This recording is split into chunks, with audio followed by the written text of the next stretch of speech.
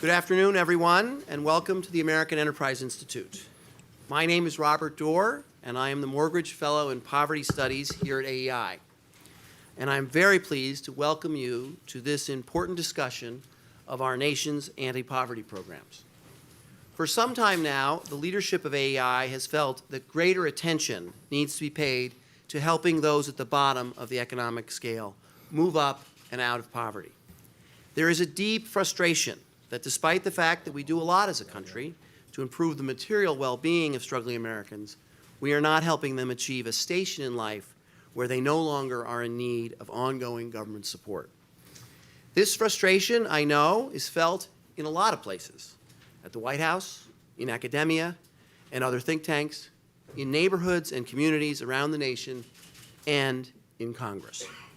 And to offer some ideas on how we can move forward, the Republican Study Committee of the House of Representatives earlier this summer produced this report, Strengthening Our Safety Net to Empower People, which will be the topic of today's seminar. And we are very pleased to have three members of the House here today to talk about their report and to hear reactions from two notable experts on these programs.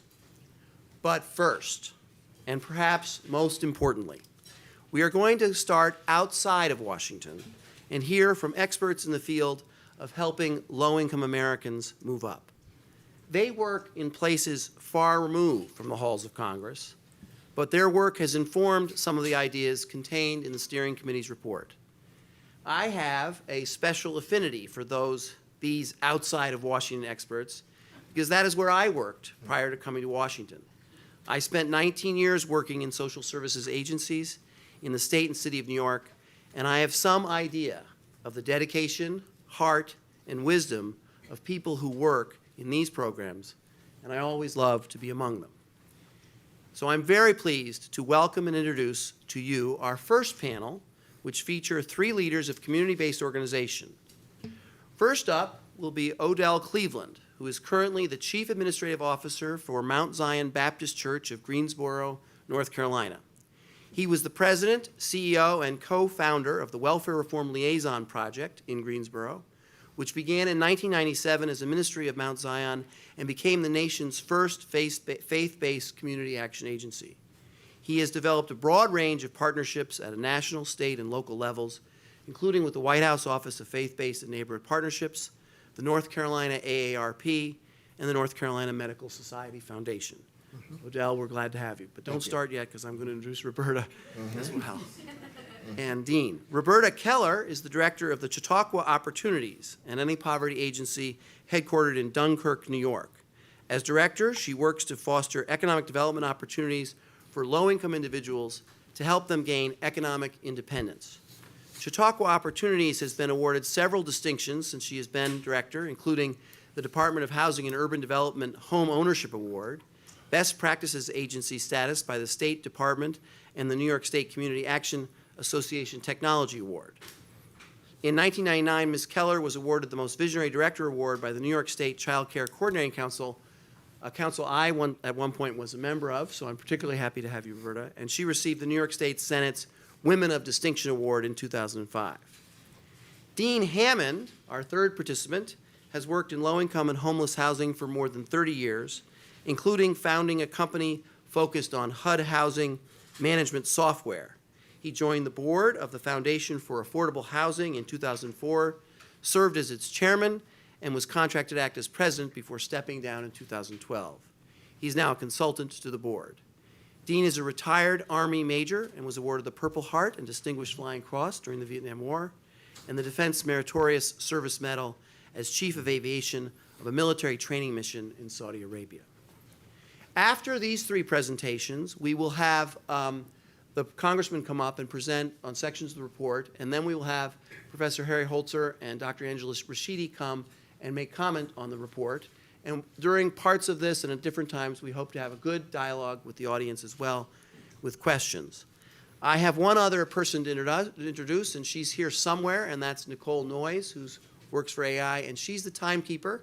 She's over there, and she'll be giving signs so that we can keep everybody on schedule. I'm sorry to say that, but that's part of what happens when you are trying to run a well-run seminar.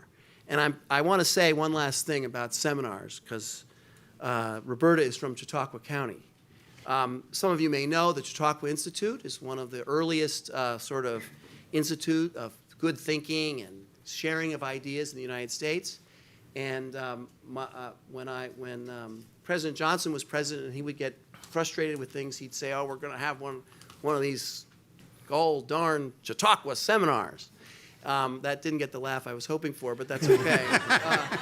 But the point is, this is something like that. We want to have a free and open discussion, and with that, I'll start with Odell. Thank you very much. Good. Just want to say thank you all for coming. It's interesting when they talk about the time, everyone looks at the Baptist preacher and said, okay, that's what we need to keep the time for. You know, we got, first, just glad that this discussion is on the table in a form that goes on both sides of the aisle. When I read the book, A Conservative Heart, and I look at the other reports, it's very interesting because 20 years ago when I got into this business, I was in divinity school and I was doing my master's thesis when the 1996 Welfare Reform Act came out. And the thesis was the Black church's response to the 1996 Welfare Reform Act. And in that piece of paper, we talked about how can we do this. And then 10, 15 years later, we were able to move folks off of the welfare rolls to the point that they had about $11 million in earnings. What we didn't do a good job of is to document how much saved us from if Odell was on the system. You know, when you look at that number line, the zero, and we start looking at the negative part, how much savings did it come to the bottom line?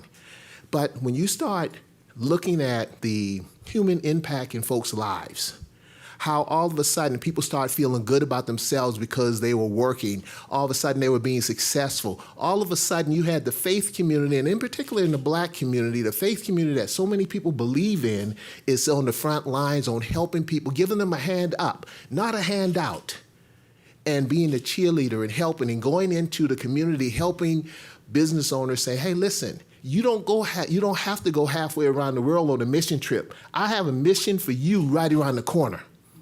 Come on, exercise your faith and get involved, and let's help create jobs. Let's help with all these kind of things. And that's how we became so successful.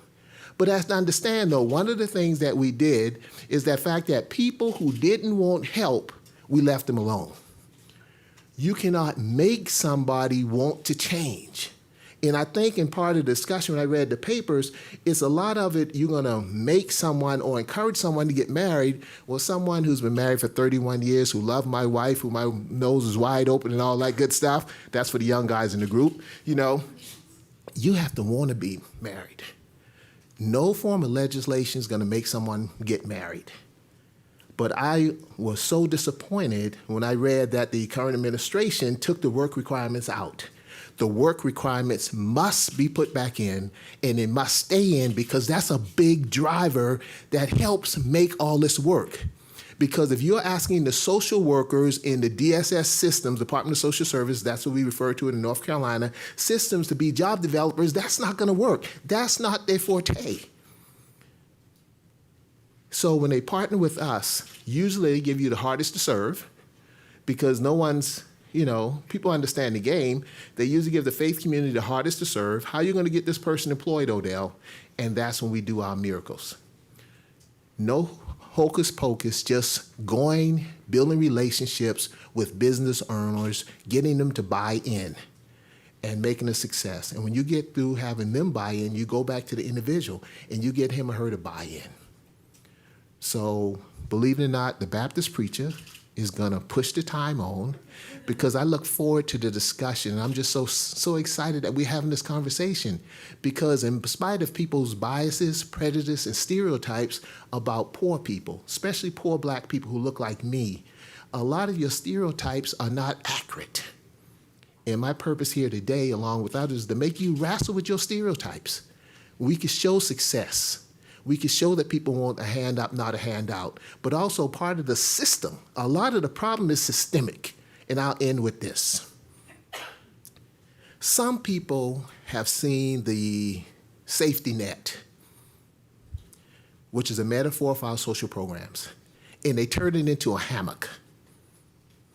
Some people see poverty as a pillow, And yes, maybe it has some lumps in it, but you can get used to a lumpy pillow.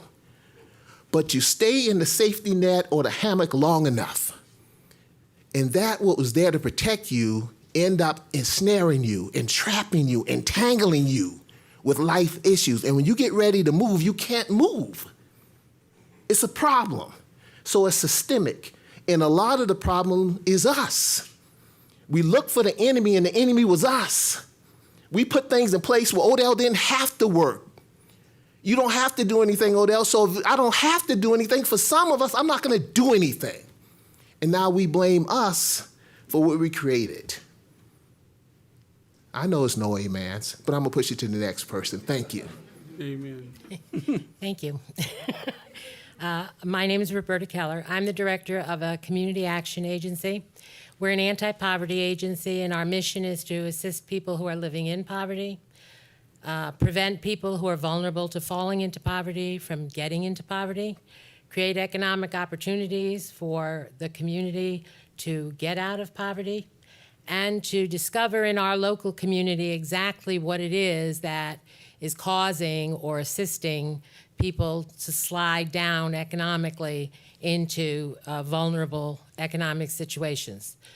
In our agency, we work holistically with the people that we serve, meaning we know that when you fall into poverty and you have a problem, it affects all parts of your life. So we're not there just to deal with your children or just to deal with your housing or just to deal with your health.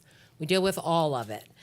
When you come, you'll be risk assessed across 26 life domains. Based on that risk, we'll find out all the services you're eligible for, but we will measure you against a Roma-based continuum of care. That continuum of care tracks you from crisis to economic security. Our goal, of course, is for everybody to be self-sufficient, to reach the middle of that continuum. But our hope for everybody is that they move toward economic security. And in 2008, I think it was validation of our process that those among us who considered ourselves secure found we weren't quite as economically secure as we thought we were. So we are teaching sound financial principles. We are training people to be responsible, to take responsibility in their lives. We use our services, and we are an umbrella agency that covers all ranges of services. We're a community action agency, a community development corporation, a community development financial institution, a licensed home care agency, child care resource and referral agency.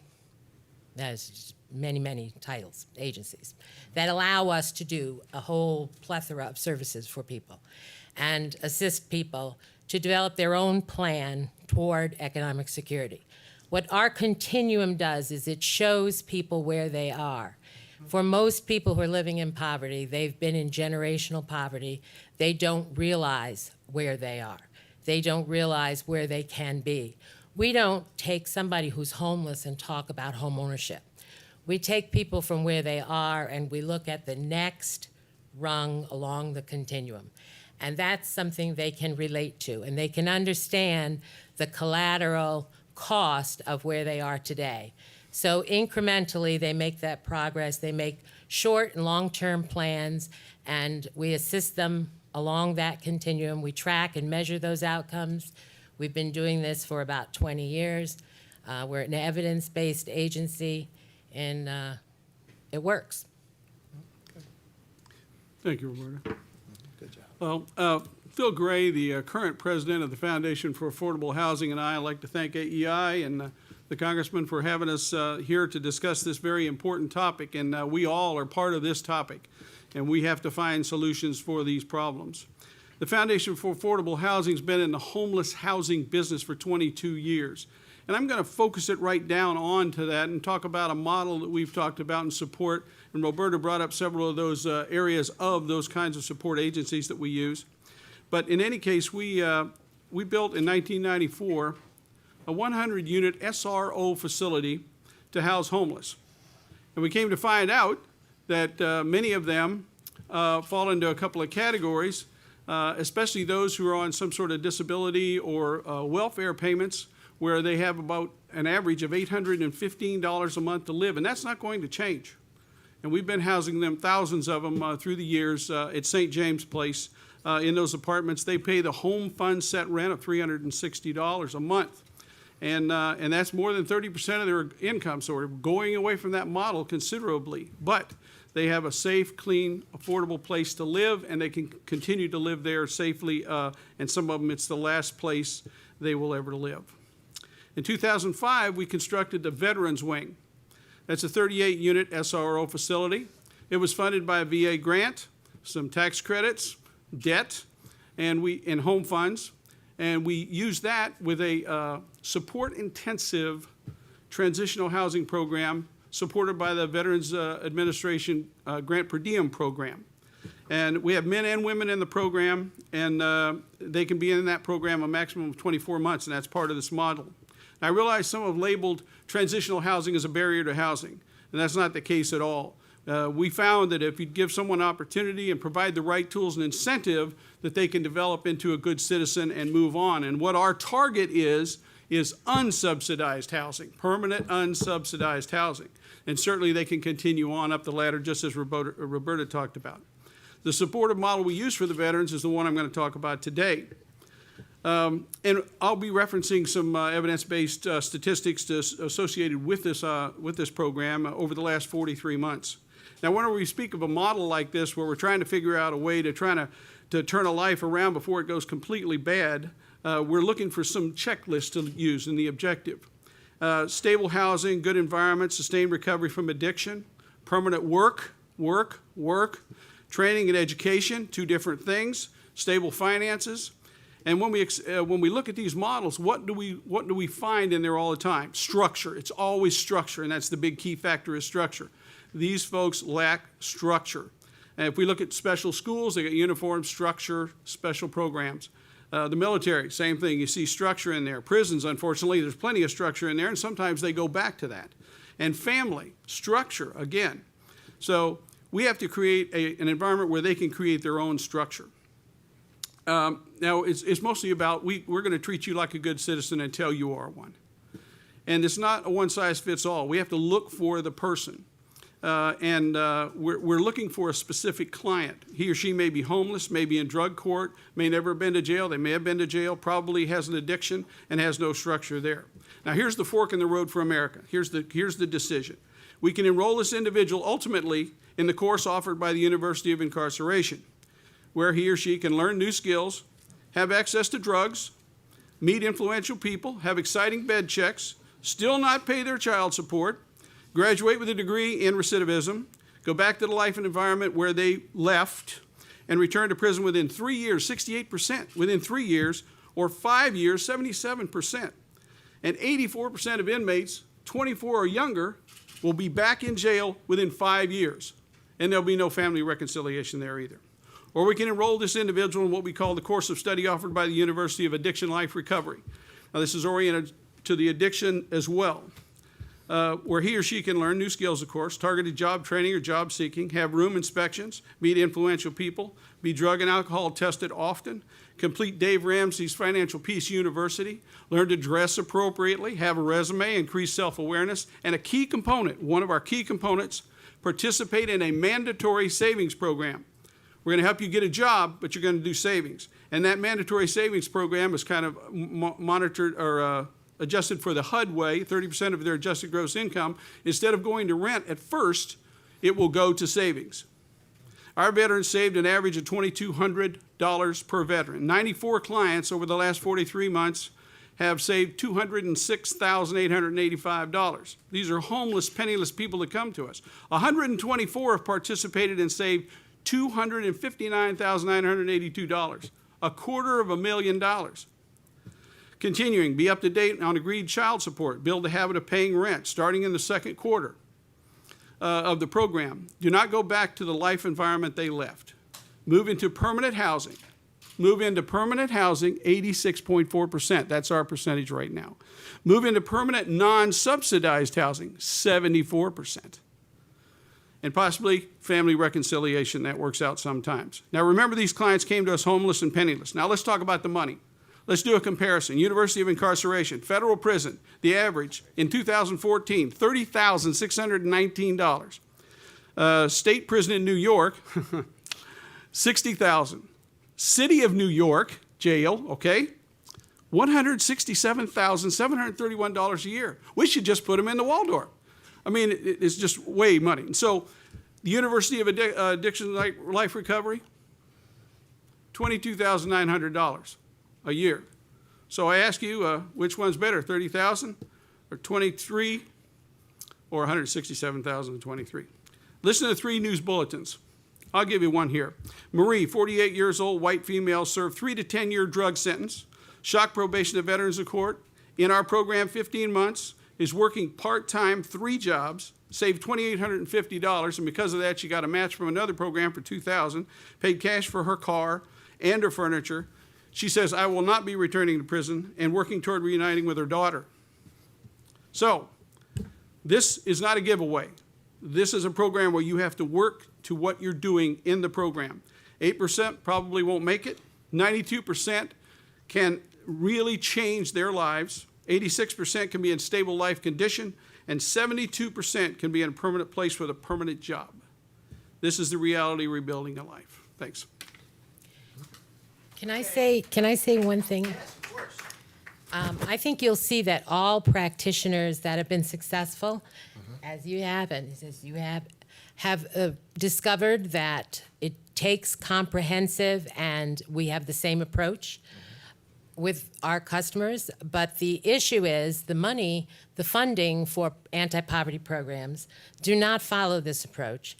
And it takes an organization to step back from a contract and say, we have a model and we will find the money and use the money to follow our model, not we won't be an agency that implements a contract.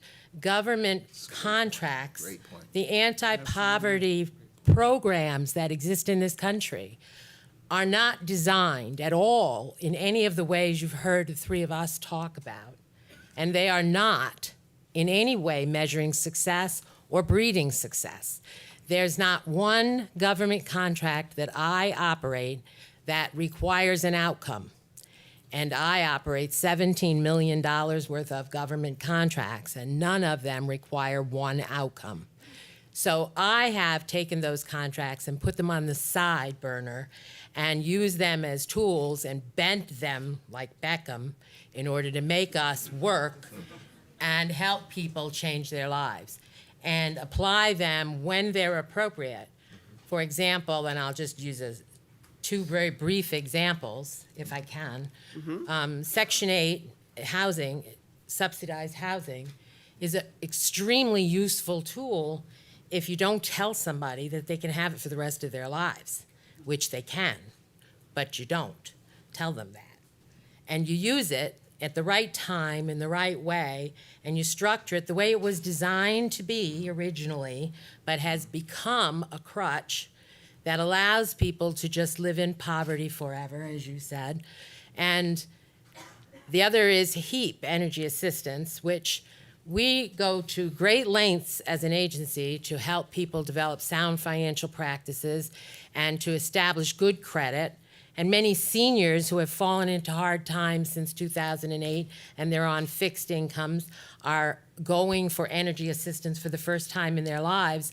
And they're applying, and in order to get in New York State the full energy assistance, which isn't going to carry you through a winter anyway, you're going to have to default on your bill. And in order to default, you're going to ruin your credit. And when they default, the energy company comes and shuts them off and charges everybody a shut-off fee. Energy companies don't lose money. They go to the Public Commission and say, we lost money last year, so we're going to raise our rates. So the taxpayer is paying for the subsidy for the person who's on energy assistance, who's now defaulting to get the full benefit, and that's costing the taxpayer more money because their rates are going to go up because the utility companies are paying more money. All you have to do is pay the utility company to give eligible customers a subsidized energy rate and cut out 10 layers of bureaucracy. and stop putting people into default. This is just small examples of every anti-poverty program that exists. Every single one of them is flawed and needs to be reworked and needs to work together. But they're all operating in government silos, and it takes an organization who operates either many kinds of housing programs or many kinds of anti-poverty programs to be able to step back and take that approach.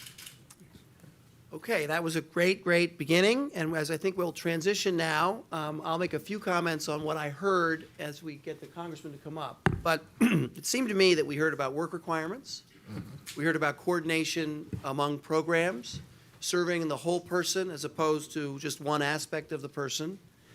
We heard about the federal role. There is no, it seemed to me that it's clear that there is a federal role in helping low-income Americans, and that people on the front lines recognize that, providing resources and money and assistance. And then finally, we heard about local control, the ability of localities and local leaders to structure their programs the way they want. And then I also think I heard from the three of you, and we're going to come back to these issues, is a willingness to accept evidence and outcome measurements to hold you accountable for how well you do. So for the second part of our presentation today, we have three distinguished congressmen from the House of Representatives, and going in order from Congressman Barr to Congressman Reed to Congressman Walker. We will start with Congressman Barr, who has served in the U.S. House of Representatives from Kentucky's 6th Congressional District since 2013. A member of the Committee on Financial Services, he is committed to creating a better environment for job creation and economic growth. His immediate priorities include promoting economic growth to increase wages for Kentucky families and restoring fiscal sanity to Washington. Tom Reed, after Congressman Barr, will go next. He's now serving his third full term in Congress, representing New York's 23rd District, and is a member of the House Ways and Means Committee. In this role, he is engaged in House of Representatives anti-poverty efforts, as well as efforts in tax reform, energy security, and manufacturing policy. Before his time in Congress, Representative Reed was a small business owner working in law and real estate. His career in public service began in 2008 with a successful mayoral run in his hometown of Corning, New York, which, by the way, is in the Finger Lakes, which is one of the most beautiful parts of America. Just want to put that plug in. That's where my mother grew up. Thank you, Robert. Congressman Walker represents North Carolina's 6th District in the House of Representatives. He is currently serving his first term in Congress, serving on the House Committee on Oversight and Government Reform, Homeland Security, and Administration. He is a member of several caucuses, including the bipartisan Congressional Historically Black College and Universities Caucus. Before he was elected, Representative Walker served as an executive pastor, music and worship pastor, and lead pastor. We're very pleased to have all three of you here. Congressman Barr, you're first. Well, thank you, Robert, and thank you to the American Enterprise Institute for hosting this important forum, to my colleagues and to our constituents who have come to share their stories and their successes in combating poverty in particular. I'd like to thank Dean Hammond and Phil Gray with St. James Place in Lexington, Kentucky, who have demonstrated through their model a real successful and innovative model of combating poverty and helping people recover from addiction. I come from a congressional district, like so many other members of Congress, that features urban poverty, but in the far eastern part of my congressional district, we have a number of counties that are designated severely economically distressed as part of the Appalachian Regional Commission. And there's a lot of rural poverty, not just in my congressional district, but throughout Appalachia and throughout the country. After 50 years of the war on poverty and trillions of taxpayer dollars spent, I think it's fair to say that Washington has failed many Americans who are most in need. Worse, bureaucratic inertia has crept into government officials who refuse to give up on failing policies that they almost treat as dogma. For example, Housing and Urban Development Secretary Julian Castro, who will appear again before our House Financial Services Committee again this week, has pushed a housing first model that ignores all other factors of beneficiaries' well-being or future self-sufficiency. Last summer, when Secretary Castro testified before our committee, I asked him how he measured success at HUD. And he responded, quote, putting a roof over someone's head. And he touted that the number of people in public housing was increasing. But is that really an appropriate measure of success? Most private and nonprofit assistance initiatives, such as alcohol and drug abuse recovery programs, focus on the number of people that they have actually helped achieve sobriety or recovery, not how many are currently in the program. So I think we need to focus on outcomes as opposed to the size of government or the number of government programs. There will always be a need for safety net programs and for those who have fallen on hard times, to assist those who cannot work, such as seniors and the disabled. But the measure of our success should not be how many people struggling in poverty. The measure of success should not be how many people struggling in poverty are propped up by taxpayer dollars. Instead, it should be how many people have we helped achieve escape poverty? How many people have we helped achieve upward mobility and achieving the American dream? Despite $22 trillion spent on anti-poverty programs since the announcement of the Great Society, poverty rates have been essentially level. Today, there's about 46.7 million people, including more than 1 in 5 children, who are struggling in poverty. And worse, measurements of social mobility appear to be headed in the wrong direction, as business formation and entrepreneurship are at a generational low. So in sum, if you're born poor, you're as likely to remain in poverty today as you were when the Great Society or when the War on Poverty was announced in 1965. And that's obviously the reverse of the American dream that we all share. So more of the same cannot be the solution. That's why my colleagues and I, working through the Republican Study Committee's Empowerment Initiative, have produced a comprehensive review of federal anti-poverty programs to inform legislative proposals to create a new model. And this work has informed Speaker Ryan's better way to fight poverty. My focus in these efforts has been on housing reform, an issue within the jurisdiction of the Financial Services Committee. HUD can no longer treat those in need as liabilities, warehoused for generations in publicly assisted housing. Our fellow Americans want to recognize their full potential, contributing to their communities, to our body politic, and to our national economy. And of course, Arthur Brooks with the American Enterprise Institute so eloquently put it in his book, The Conservative Heart, when he talked about poor people as not being liabilities to be managed by some distant, remote government bureaucracy in Washington, D.C., but poor people are dormant assets, untapped potential. And we view, as Brooks does, that work is not a punishment. It shouldn't be viewed as a punishment. Work is a blessing. It gives people the opportunity to achieve their potential and give back to their fellow human being. So the most effective anti-poverty program known to man is a good paying job. That is why we are advocating work and job training requirements for able-bodied individuals in public housing to get people back in the workforce, reduce poverty, and ease the cost to taxpayers. The more efficient we can be in helping people off public assistance, the more people we can reach with limited federal resources. And this model has worked before. We're building on the successes of the 1996 welfare reform model, which led to employment rates increasing by 15% and dramatically reduced child poverty. In recent years, these reforms have been chipped away, and the results speak for themselves with low labor participation rates, the lowest labor participation since the melees of the late 1970s. Our plan also improves flexibility for states and encourages the establishment of pilot programs to test innovative assistance models like those demonstrated by our panel. The work of Dean Hammond and the St. James Places model works, but it's not really compatible with HUD's Housing First model. We must break down such arbitrary bureaucratic barriers to inventive solutions that would meaningfully improve lives.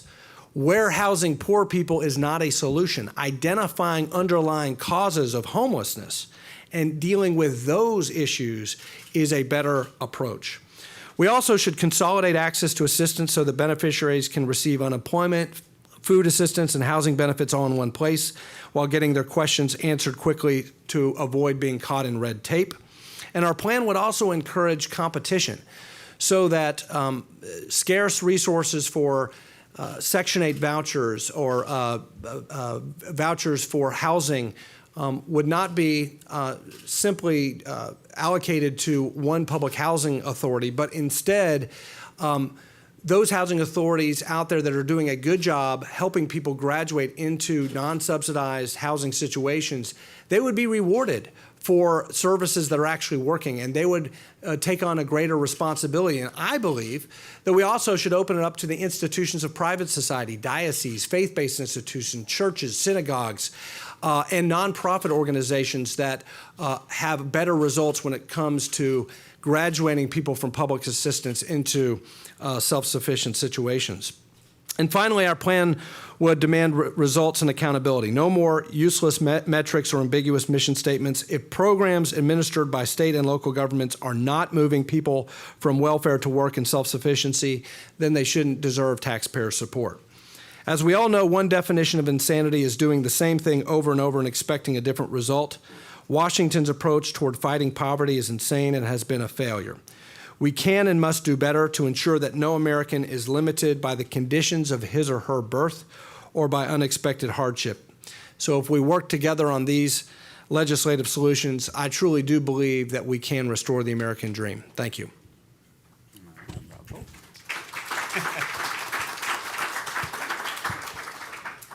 Well, thank you very much, and thank you to my colleagues, Andy and Mark, for joining us here today, and to Robert and AEI, and to Odell and Roberta and Dean for sharing the frontline stories on this important issue and taking on poverty. And I will tell you, I'm often asked, why? Why have you made this a priority in your tenure in Congress? And the fundamental answer to that question is just as many of you. I care. I care. And I'm a Republican member of Congress, and I will tell you, often I am told that my mission in life in Congress is to penalize people, judge people, and not show any type of compassion for people. And I can tell you, as my colleagues will attest on my left and right here, we do care. We just offer a different way. We offer a different way. And I will share the story of my life with you. I will share the story of being the youngest of 12, 8 older sisters, 3 older brothers, whose father passed away when I was 2. So I was raised by a single mom who was given that curveball in life that was either given a choice. You can either develop a chip on your shoulder, get knocked down, and never get back up. Or what you could do is you could take that curveball and you can make lemonade. And you can get back up. And you can smile and you can count your blessings and treat each other with respect and work hard. And that's the lesson she taught to me. And when I was a law guardian, when I first got out of school, I went in, I represented kids. Law guardians are the attorneys appointed by the courts to represent kids in various actions throughout the court system. And I went and I met one of my clients for the first time. He was an 8-year-old young man in Western New York, which is a beautiful part, as Robert pointed out, of the country. And it's essentially Appalachia. Essentially, he had dirt floors still in his house. And I sat with him in his living room. And I asked him, I said, what do you want to be when you get older? Just to kind of develop a friendship, a relationship, being his attorney in that court proceeding. And the response was eye-opening. The response was essentially, what do you mean? This is what we do. I thought maybe he would say astronaut, police officer, cure cancer, something like that. But essentially then it dawned upon me. How could I expect that young man who was 8 years old to, when he's 21, 22, to know anything different than the life that he was exposed to? That's the cycle of poverty that I read about and that I've seen firsthand. And so when I come to this issue, I come at it from a personal perspective that we must do better. We need to do better. The status quo of the federal government that has been taking on the war on poverty for decades just doesn't work. And I am influenced by a lot of leaders across the country and former leaders of the country, and I see Jimmy Kemp here. His father also comes from Western New York. Jack Kemp is somebody I looked up to and look up to each and every day. And what he taught us to be is a happy warrior, to take on these issues and look at people in the eye and recognize the potential that is there. And the systems that we have developed in the federal government at the state level and the local level just don't do that.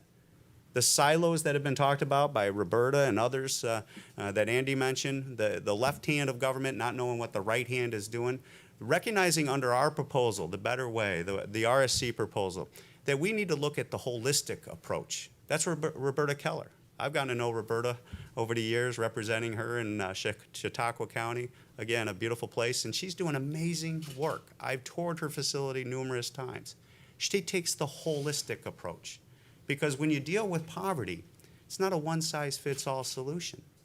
And then when you have policies that not only cause you to be penalized when you work, but we also have a life-changing impact. You lose your daycare, you lose your heating assistance, you use your transportation assistance. Our policies need to be coordinated. Our policies have to look at the entire approach. And that's what we are proposing in the RSC proposal, as well as the Better Way. Rewarding work, standing with people as they go through life, and recognizing that, yeah, we can be there during that time to offer some type of assistance, be it cash assistance for the crisis situation, but that only takes care of an individual for a moment. We need to make sure that we are standing with them to get the skill set, the education that is going to empower them for a lifetime. That's truly caring for people. It's the old adage. You give a man a fish, you feed him for a day. You teach a person to fish, you not only take care of them, but you take care of their families and the next generations to come. And that's the policies that I think you see here today, is recognizing that we got to break the silos of bureaucracy, stand with work. And the other reason why we're standing with work, and this is often as a Republican member, I often get chastised, all you want to do is penalize people and force them to work. What was taught to me by my mother was work is good.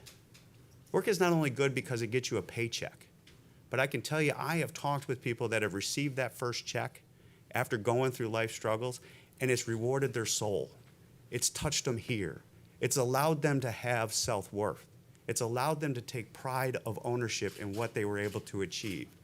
That is what I think our policymakers and our policy operators lose sight of each and every day, is that by empowering people to earn their own way, they actually not only earn that paycheck, they earn that confidence, that pride, and that ability to go on, not only for themselves, but for their children and the next generation. So I'm excited to be part of this effort. I hope you join us in this effort. And this is not about Republican or Democrat. This is about us as human beings looking at each other saying, there's a better way because the status quo has failed, and we need to move forward in a positive, proactive way. Thank you, Andy. Thank you, Tom. Also, thank you to Robert AEI for creating this venue. Also, love hearing the stories from Mr. Hammond and Ms. Keller on the success, and not overnight, but years of hard work, specifically my friend Odell Cleveland Jr. When I began this process about 3 years ago, not having any kind of political background or experience, what I felt compelled to do was find people in the community, regardless of their political affiliation, of people who really were making a difference, a measured difference and impact on our community. And I found a gentleman, Odell, that was respected by both Democrat, independents, and Republicans alike. He had been spending time over the years crafting relationships. In fact, one of the gentlemen that worked with him for many years is now a legislative correspondence liaison in our office and does a great job. I want to speak today specifically on my aspect of the policy side, which is education. And I want to break it down in two ways, if I could, please. One is the system, and the other aspect of it is the public. Specifically, when it comes to the system, I want to talk about a specific piece of legislation that I believe is conducive to building a base level and a foundation that can help curb potential poverty in the various family structures. I believe the United States was founded on, as you probably do, all men are created equal. And while it's not government's job to fulfill our dreams, our goals, as lawmakers, we have an opportunity to empower people as opposed to enabling them when it comes to accomplishing the American dream. Every man, woman, boy, and child should have that same opportunity to escape the poverty and achieve the fullest potential as God has created that person to accomplish. And one of the things we've seen recently over the last couple of years, since in my long tenure of 17 months in Congress, is the DC Opportunity Scholarship Program and some of the great choice that has provided families up to $8,000 a year. I believe choice plays a huge impact that, and not just in the scholarship opportunity, but if we could zoom out about 30,000 feet, a piece of legislation that's part of this RSC initiative called the A+ Act, which specifically allows states, local arenas to opt out of all the federal mandates, but continue to keep the federal funding to invest it and put it into the local arenas that has seen some success. To me, that's a common sense approach. It's federalism at its finest when it comes to empowering the people who are there on the ground, there at the battle line, making that kind of difference there. We need to take a hard look at government's approach for the last 5 decades. It'd be one thing if we had measured success. And I believe that we can see through different testing and different results that something hasn't worked in our education system. Since the creation of the Department of Education and other aspects, we have created tons of programs in many more different vehicles or creative avenues, but something isn't working when it comes to the overall testing. But A+ Act allows these schools to be able to take those funds and make it and invest it where it has the greatest impact. A great education should not be a privilege available only to the wealthy. Yet sadly, millions of children are trapped in failing schools with really no education options. There's not a whole lot of flexibility. I'm sure everybody in the room is familiar with Common Core, and one of the pushbacks on that was that one-size-fits-all strategy. We want to get away from that. We want to be allowing those teachers. In fact, I would dare say that if I were to ask you a teacher that made the most impact in your life, it was probably someone who got outside the box, someone who were allowed to take their personality and have the flexibility and the creativity that would impact, that would make a difference as far as your future life. The mind of a child is a precious thing.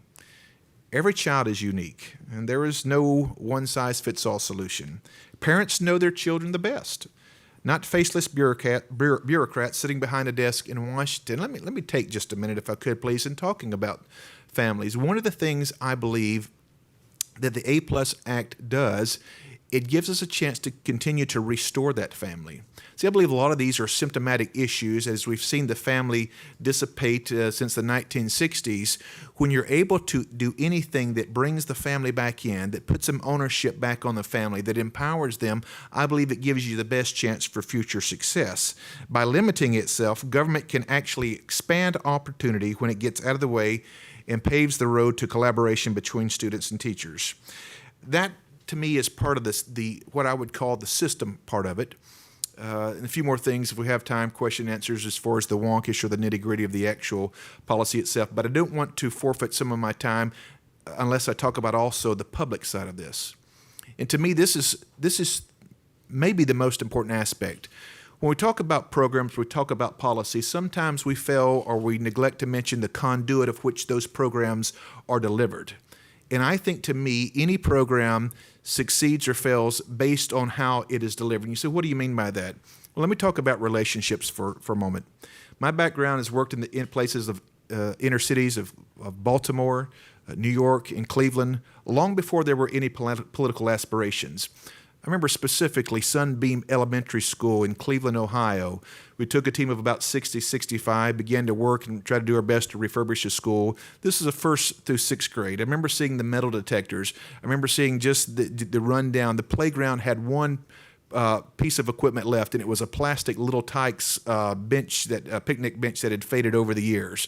The lack of hope impacted me to eventually come back and talk about transitioning from nearly 2 decades of ministry to be able to talk about what is it that we're missing in government? What is it that we have bypassed, that we've skipped over, that are fundamental aspects? And I believe it is crucial from the education side that we begin to make those investments.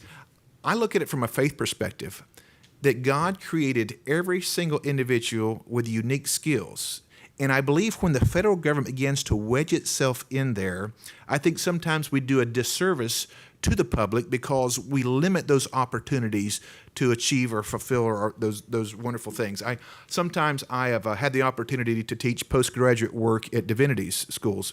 And it's interesting when you're teaching these younger pastors, because they can't wait to get out there and change everything from the music style to the curtains, the carpet, you name it. We're in. I've got the plan of it's my thesis. I'm ready to go with it.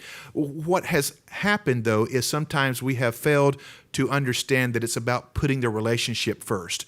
When you're able to build trust, you're then able to make a difference. And I see my time has expired, so I'll conclude my remarks there and hopefully have a little bit chance to share some more. Thank you very much.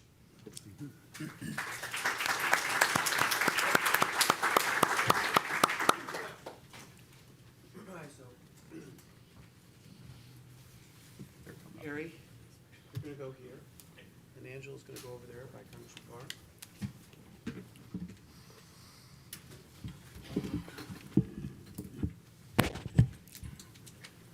So when we started to decide that we wanted to invite the congressman over to present this report, they said that they didn't want it to just be about them. They wanted representatives from people from their communities that had taught them so much about these issues. And they also wanted some pushback, some give and take. They wanted a discussion. And so when looking for a discussion on these issues, I could not find two better people that I have greater confidence in their integrity and wisdom than Professor Harry Holzer from Georgetown and Angela Rashidi here at AEI, who work with me also in New York City. So I'm going to introduce the two of them, and then Harry, you're going to go first, and then Angela, you're second, and then I hope that we can have some response and back and forth and a good discussion. I know I've got a couple follow-ups, but let me do the introductions first. So Harry Holzer is a professor of public policy at Georgetown University and an Institute Fellow at the American Institute for Research in Washington. He is a former chief economist for the United States Department of Labor and a former professor of economics at Michigan State University. He is also a non-resident senior fellow at the Brookings Institution and a research affiliate of the Institute for Research on Poverty at the University of Wisconsin-Madison, among other affiliations. He has authored or edited 11 books and several dozen journal articles, mostly on disadvantaged American workers and their employers, education and workforce issues, and labor market policy. He holds a PhD in economics from Harvard. Angela Rashidi is a research fellow in poverty studies at AEI, where she studies the effects of public policy and existing support programs on low-income families. A former deputy commissioner for policy research and evaluation for the Department of Social Services in New York City, Dr. Rashidi oversaw a team of analysts working on studies that were used to help local officials make informed policy decisions on how work, family, and public policy can reduce poverty and improve the economic situation of poor families. She has a PhD in social welfare policy. She's written several research papers for us at AEI, including on child care, the marriage penalties in the Earned Income Tax Credit, and labor force participation. We're very grateful to have both of you here. Harry, you're first. Okay, thank you, Robert, and thank you for having me today. So when my friend Robert Doar called me a few weeks ago and asked me to do this, and I had a quick look at the report, and I said, Robert, I'm going to have to say a lot of critical things. And he said, it's okay, just be polite. Now, that's a little problematic, because as some of you may know, polite isn't always my strong suit, even under the best of circumstances, but I will try. But I think, to me, this is a very blunt report, and it merits a very blunt response. Anything less than that would be dishonest. I'm going to try to get the right balance of politeness and bluntness. If I fail to get that right balance, I apologize to everybody in advance. Let me tell you a little bit about who I am and the way I look at the world. So I am an economist. I did serve in the Clinton administration, so I am tagged as a Democrat in this town. But unlike many of my fellow Democrats, I part company from them. I think work incentives are really, really important. I think TANF did improve and increase work incentives, and some of that was very good. It also created other problems that I'll mention in a minute. I think stable two-parent families are the best ways to raise children in America, not every country. In America, that means marriage. I wish we had policy buttons we could push to raise marriage rates, but I think conservatives have largely been right about that.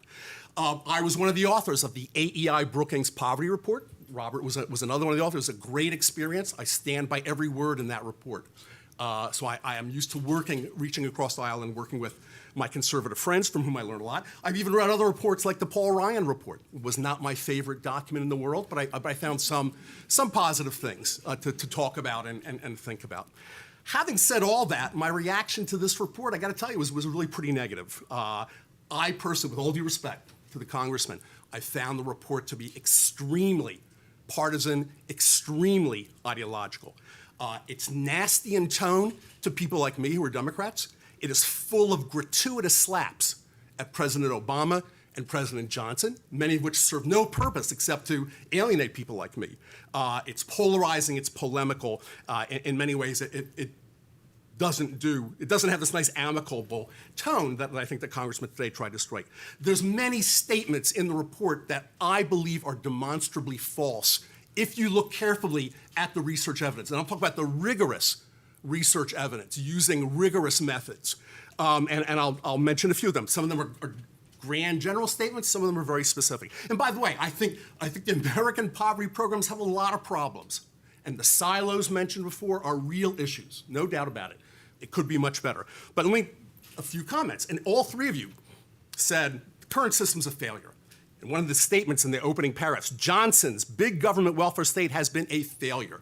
I'm sorry. I regard that statement as demonstrably false when you look at the rigorous evidence on these programs, on Head Start, on Job Corps, on some of the other. It's simply, that is not what you can conclude from carefully looking at that evidence. You can be critical. You can say the evidence is very mixed. You can say the programs are too costly. You can say they don't get at the underlying issues, which I think is a correct comment. But to say it's a complete failure ignores the positives that you find in a lot of this research and evaluation literature. And in fact, if you measure poverty correctly, not using the official rate, which has a lot of flaws, but what the Census Bureau calls the supplemental rate, it actually has declined over time, and it's pretty easy to link those declines to some of the programs that are demonized in this report. So again, carefully looking at the evidence does not lead you there. Another comment, Obama has gutted the TANF work rules. I regard that as a false statement. The reason I think it's false is that Ron Haskins has told me it's false. And Ron Haskins has looked and written on a lot of these rules, and he regards those as inaccurate. And I trust Ron. Ron pretty much wrote the welfare reform policies in TANF, and I trust his judgment on that, and he disagrees completely. There's also all kinds of half-truths in the report. For example, we hear a lot early in the report about the 799, let's round up, let's call it 800 billion, okay? It's fine. Half of that is on health care, Medicaid, and the few other S-chip type programs, which to me tells us a lot more about how outrageously expensive health care is in America, rather than we're overspending on this. All the other stuff is the other 400 billion. 400 billion may sound like a massive amount of money. In fact, it's 2% of GDP in America. 2% of GDP is not a huge, massive government expenditure. And in fact, when you compare us to all other industrialized countries, we're on the low end of what we spend as a fraction of GDP. And in fact, when you compare us to those countries all have more generous safety nets, lower poverty rates, and higher rates of upward mobility than we do. So again, this notion that our program is so generous and it's trapping people, I think has a little empirical bearing. And I'll tell you one more thing about this report that was upsetting to me. 42 footnotes. A few of them are to the Census Bureau, the Congressional Budget Office. The vast majority of the articles are either to papers coming out of right-wing think tanks, right-wing media outlets, or right-wing conservative political appointees. Not one footnote to a rigorous, peer-reviewed article in a rigorous journal, of which there's a large quantity in the social science, not one, which to me tells me, in some sense, the information that was driving the view. Let me talk a little bit about a few of the programs, and I'm going to argue that it's not that these programs don't have negatives, but the reality is much more complex than this notion of that they simply all failed. First of all, welfare reform. I think welfare reform did a lot of good in the late 90s when the economy was really strong. However, since then, the number of disconnected mothers, disconnected from work, as well as from welfare, has gone up quite dramatically. And again, Ron Haskins writes about this more than anyone else. Millions of those moms, not on welfare, and yet not working, because they're hard to employ. I'll get back to that. TANF no longer raises almost anybody out of deep poverty being defined as income 1/2 the poverty line, and it used to. It did nothing in the recession to combat the rise in poverty that occurred when jobs were disappearing in the recession. On the other hand, food stamps, which is heavily demonized in the report, food stamps does raise millions of people and families out of deep poverty. It's successful at doing that. It did combat the recession. It had a counter-cyclical role, and very importantly, the rigorous evidence shows food stamps raises the nutritional quality of poor children. That's a clear fact when you look at the evaluation evidence on that. And those children do much better as adults, and they work a lot more as adults than those that don't have access to that. So therefore, a rise in food stamps, somehow proving that Obama has been a failure, as comments made, is simply another falsehood, in my view. The earned income tax credit. The report does have a positive paragraph or two on the earned income tax credit. Then it talks a lot more about all the fraud, and the IRS really needs to be much stricter combating the fraud. I have no problem with that. I don't mind the IRS, except we have one problem. The IRS has been so demonized by House Republicans in the last 6 or 8 years, and its funding has been so dramatically cut that it's hard to give them another unfunded mandate to do this work. The juxtaposition of those comments strikes me a little bit. There's a lot written about the marginal tax rates. The notion that if people, I'm going to need a little more time, I'm sorry, Robert. The notion that people face these massive cliffs when their earnings go up a little bit, and they come up with one or two hypothetical examples. But in fact, the Congressional Budget Office wrote a report late last year on the marginal tax rates. On average, they're nowhere near as high as the ones cited in the report. I think they're still too high, but it's expensive to reduce those marginal tax rates, and it doesn't always generate the changes in behavior afterwards. And by the way, there's a huge literature on rigorously evaluated pre-K programs and K-12 programs and workforce programs, none of which are cited in this report. You would think that stuff doesn't exist anywhere, and that was troubling to me. Well, let me talk then about what do we know about poverty from the research and some of the underlying, and do we really believe that the suggestions in this report and the many fine efforts that have been discussed are going to be up to the challenge of really reducing poverty, especially without more resources? First of all, there are a lot of adults in this country who fit into the category that we often call the hard to employ. People with multiple barriers to finding jobs and especially to keeping the jobs that they find. They often become the disconnected moms, and their children, and the children of the poor in general, grow up with a lot of what we now call toxic stress. The stress, the instability of life, the resources that run out at the end of the month impedes their brain development, and consequently both cognitive and non-cognitive skill gaps develop very, very early in the life of these children. And the notion that imposing more work rules on their parents is going to solve that, to me, defies logic.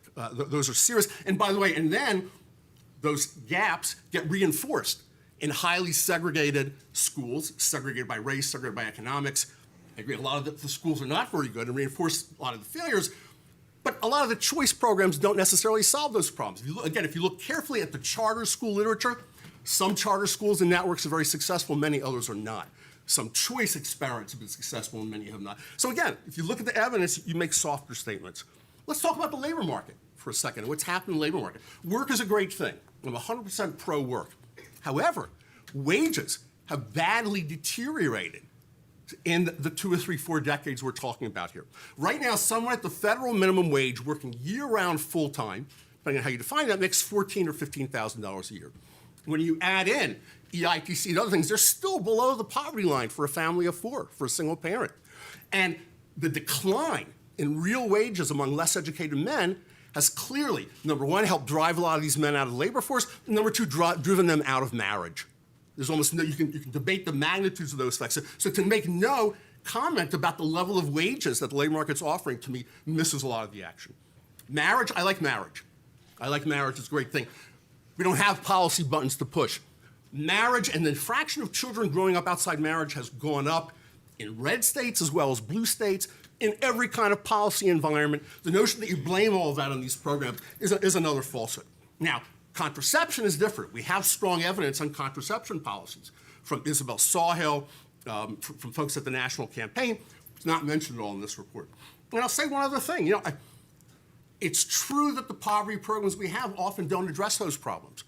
They're very, very hard to solve. But the notion that the proposals set forward in this report are going to solve those deep structural problems, again, I find unpersuasive. So I'll close by saying the following.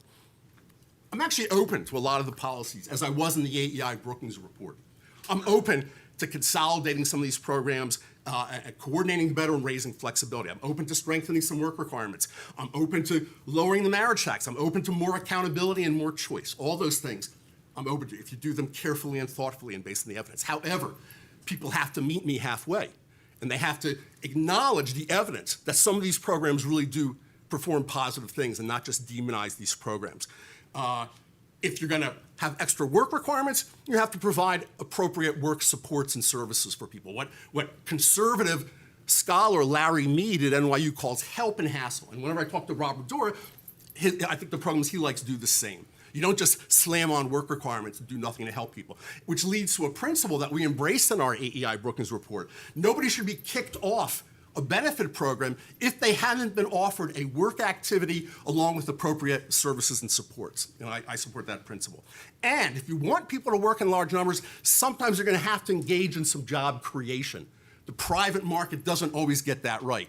As we witnessed in the Great Recession, as we witnessed in all kinds of depressed regions, that costs them significant money.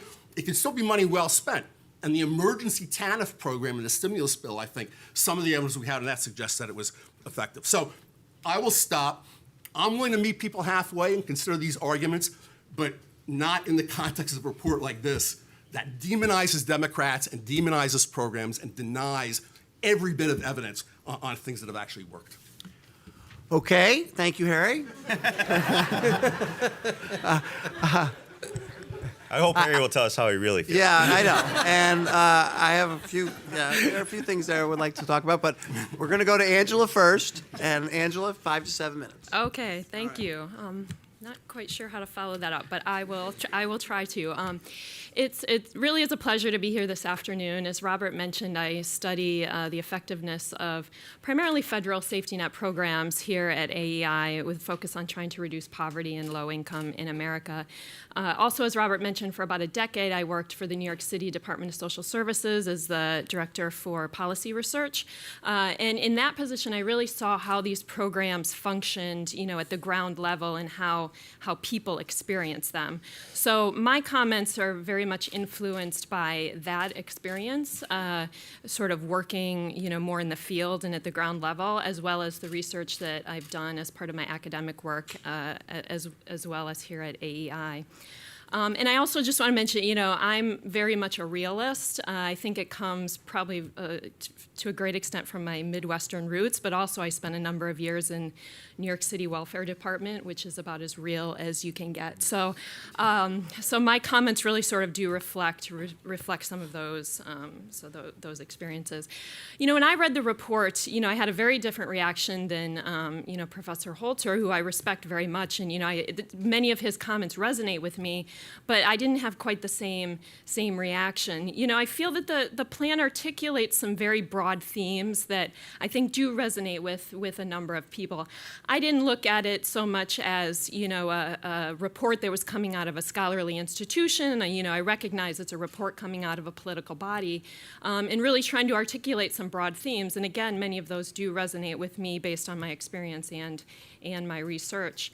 And I think the report or the plan does touch on some issues that oftentimes are criticized as political rhetoric, but I think that if it's too easy to dismiss some of them as political rhetoric, we don't get into some of the real issues. So I want to focus on basically 3 broad themes that I sort of took from the plan. One is on work, which we've heard quite a bit about. And both sides do agree that work is critical, obviously, to reducing poverty. But the major question is, how do we encourage employment so that we can reduce poverty? As was proposed in the plan, work requirements can be an effective way to do that if implemented appropriately and fairly, which, to be honest, they aren't always. But I think, in general, the intent behind work requirements are a good intent, and it's much of what we heard from the members of Congress earlier. Too often, I also agree with the members, their comments earlier, that too often these requirements are viewed as punitive and some kind of punishment to people because they're seeking benefits, when really they shouldn't be viewed that way. They should be viewed as an opportunity to build people up and to provide work programs and to some extent training for people who may not be connected to those type of services. So the Supplemental Nutrition Assistance Program, for example, which does have a work component for individuals who are able-bodied without dependent children, but doesn't have very robust programs for those who are not. To me, that seems like a missed opportunity rather than some sort of effort to try to implement punitive measures on those individuals.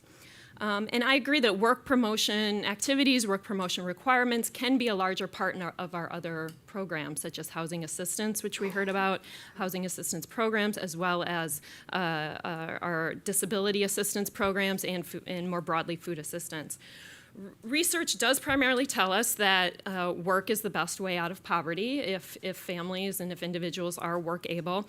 And it also shows us that work, as again was mentioned earlier, provides a sense of belonging, a sense of community, self-pride that is really critical not only for affluent people but low-income people as well. And why would we try to deny that for all Americans? Census data show us that about 60% of poor working-age people do not work at all, and so those are the people that are denied some of these opportunities that employment can provide. The reasons that they give for not working are not inability to find a job. It's actually about less than 10% say they can't find a job. It's primarily illness and disability and home and family responsibilities. So this suggests that a strong, robust economy with a lot of jobs can obviously do a great deal to increase work, work, but it can't be the whole story, that we need other efforts as well. Reasonable work expectations can be a part of this, but it's not the only part. It has to be coupled with supports that allow people to work. Child care assistance, for example, is a critical component. We can't expect parents to work in exchange for benefits if we're not providing assistance to them in the forms of child care. And then we also know the federal policies that have effectively supported work, and we should continue to support those, such as the Earned Income Tax Credit. But as the report also mentioned, the EITC has problems in terms of improper payments. And again, I wouldn't be too quick to dismiss some of those, and there's lots of issues with the tax system, but the EITC is one area and that needs to be addressed. Luckily, AEI is putting out a report in the coming weeks that shows that there are legitimate and credible ways to address some of these issues, and I hope for people that are interested in that, you'll have a chance to take a look. The second area that I think is of critical importance is the family, and we didn't talk a whole lot about that earlier. And it's kind of a hard thing to talk about. I mean, people often draw on their own values, their own personal beliefs when thinking about marriage from a public policy perspective. But if you look at the issue from a purely empirical perspective, the data are pretty clear. Two married families experience lower poverty, and children do better in married families than in single-parent families. There's a good deal of research to support this. Research, as Harry mentioned, research has also shown that the government does not do a very good job in promoting marriage. But as the plan correctly outlines, government should not necessarily be in the business of making low-income parents who do decide to marry, making it financially or making it a disadvantage to them if they do decide to marry. My own research found when it comes to the EITC that for actual low-income unmarried parents, the penalty for the EITC can be in the range of $1,500 to $3,000 if an unmarried couple decides to marry instead of staying unmarried and even raising a child together. So these marriage penalties are real, and they need to be fixed, and it will cost money. And so that's another piece that's often not talked about when some on the right talk about these marriage penalties. To get rid of marriage penalties, it will cost money, and it needs to be addressed in that context. The third point I want to make is around experimentation, and this really gets to kind of one of Roberta's points from the earlier panel about all these funding streams that are together and how they're able to take an approach that's more holistic, but a lot of the anti-poverty programs are not set up that way. The plan advocates for more state flexibility to experiment with some of these programs, and I do think that that's the direction that we need to go in, at least on a pilot basis. States need to be able to pilot programs that streamline these programs together, try innovative approaches. I really like the pay for success models that was mentioned in the plans, and there's other efforts as well, savings models, things like that. States need to have the ability to experiment with some of these things, and states really may be in a good position to do that. We learned from the 1980s and 1990s when states were experimenting with welfare programs that changes could be made, and we need that same sense of experimentation today. I do, though, understand the concerns that some have that states may not be up to the task to do that, and that it's a risk for poor families. But I would argue that the federal government needs to then take the role of holding states accountable for these pilot programs, have rigorous evaluation, hold them accountable for outcomes, and make it time limited so that if they're not producing the results, the funding goes away. And then one just last point I'll make before closing. The final statement in the plan was about the federal government's fiscal house and the needing to get the fiscal house in order and the need to shrink government. While that is true, it doesn't have to mean just cutting safety net programs, and it also doesn't have to mean no new spending, for example. In my opinion, it should mean better targeting spending and spending money on things that are going to achieve the goals that we want to achieve. Today we've heard, and I've laid out, those goals are work, family, and experimentation. So if there are areas that are not effective and you can have less spending, it should be realized that there may need to be new spending in childcare, for example, or maybe paid leave for low-income families, things that we know are going to support work and are going to support family, because those are the things that those are the goals that we are trying to achieve. So ultimately, again, I sort of looked at the report or the plan a little bit differently than maybe some others did, but I see a lot of possibilities in the study committee, the Republican Study Committee's empowerment plan.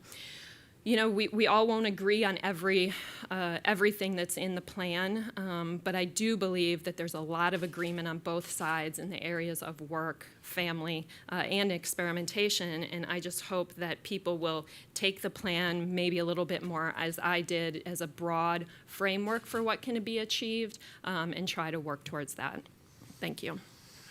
Okay, thank you very much, Angela and Harry. And I want to give the members an opportunity to comment on anything they've heard. And then I think I might have a follow-up question or two, and then you might have a follow-up, and then we might want to engage the audience and also our previous panelists.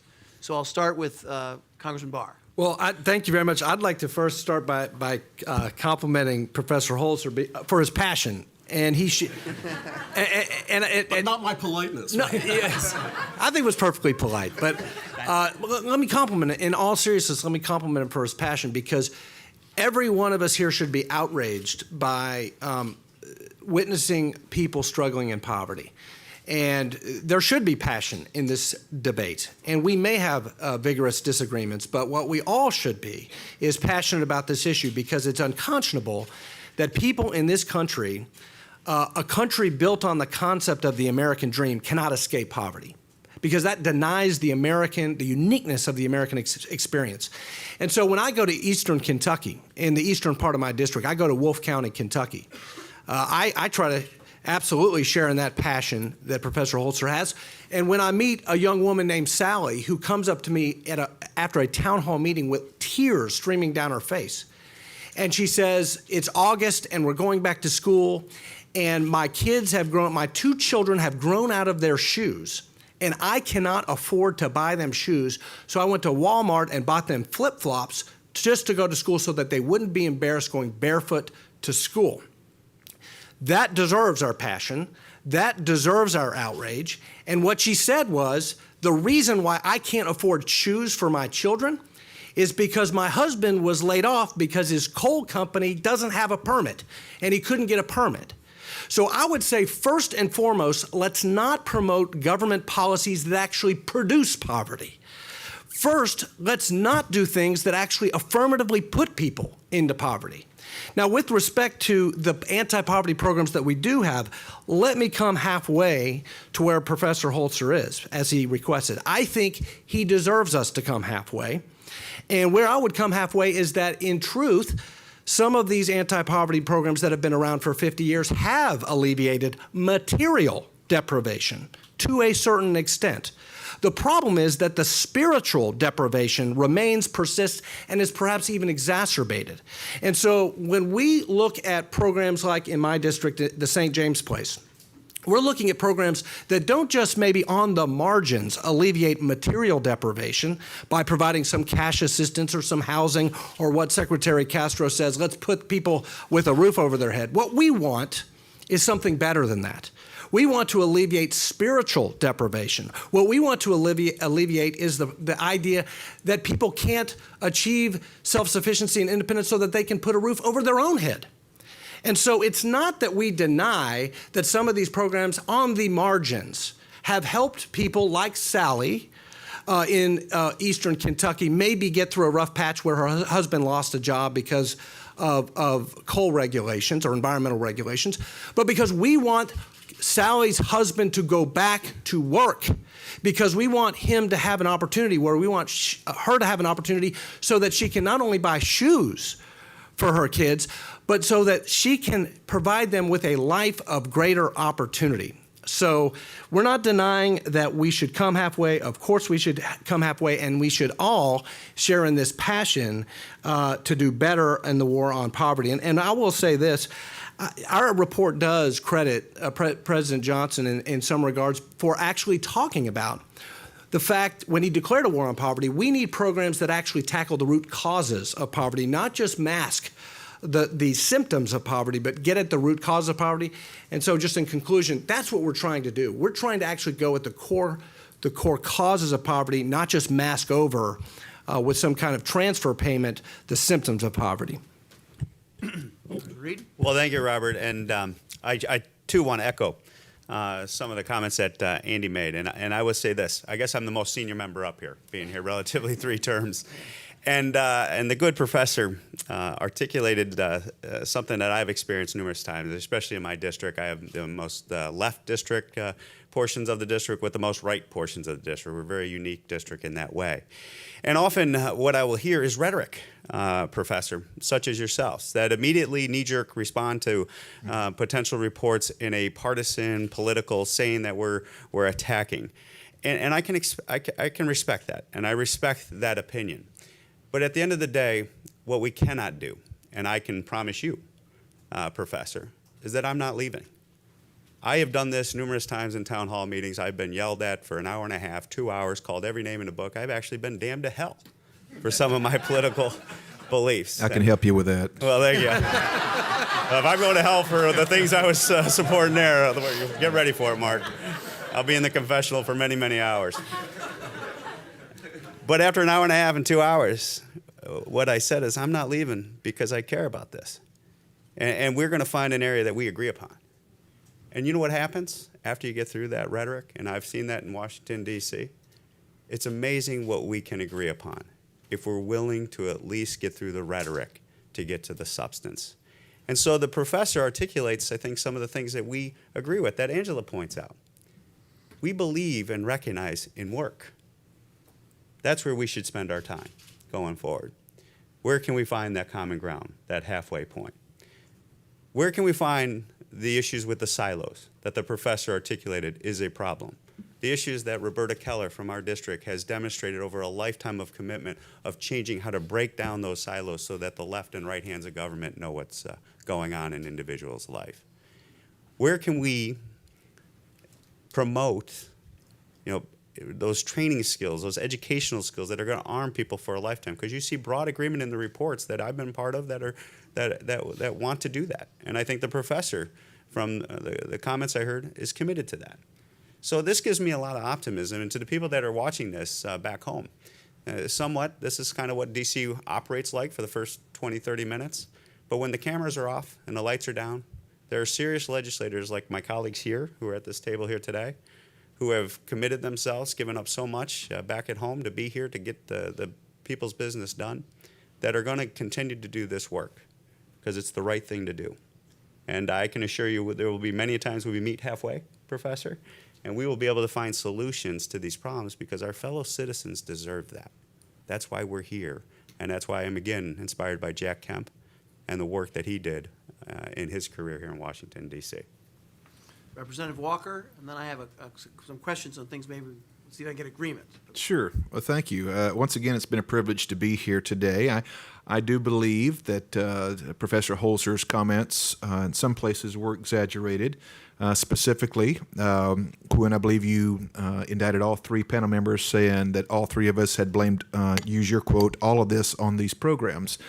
I don't believe anybody up here made the case that all of this is based on programs. If you were listening to some of my comments, I don't know how much of your notes were prepackaged, but if you were listening, I talked about some of the family and some of the things there that were part of the issues as well, not just the program side. The other thing that I heard you say, if I remember correctly, was that kids that are on food stamps are better off as adults. I would love to know what report that is based on, and I'd love to get that information. Honestly, that would help us there. And the final thing that you talked about, you said when it comes to school choices, you said some charter schools or some choice is good and some of it's bad.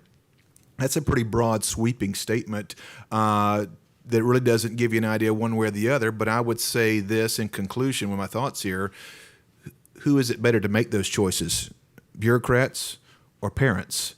So even if not everything is measured tit for tat, or if you want to put it all in one big box and say some's good, some's bad, I would venture to guess, they don't have any concrete evidence, but I will do the research, you've inspired me to do that, is how many times those parents get to make the choice as opposed to more Washington bureaucrats. And those are just a few comments. If we have time, we'll get into some more things, but I will say this.